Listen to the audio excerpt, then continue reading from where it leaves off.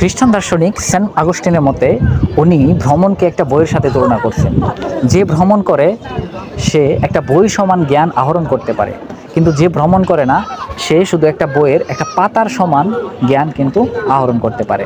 তাই অবশ্যই ভ্রমণ করাটা জরুরি, কারণ আপনি যত ভ্রমণ করতে পারবেন আপনার তত বেশি অভিজ্ঞতা কিন্তু হবে, আর আপনি তত জ্ঞানের অধিকারী হইতে পারবেন। তো অবশ্যই যে ভ্রমণ করতে পারবে তার মন মাইন্ড ফ্রেশ থাকবে এবং তার অভিজ্ঞতা থাকবে, পাশাপাশি তার জ্ঞানের পরিধি থাকবে একটা বইয়ের থেকেও বেশি। তাই আমরা সবাই কি করব?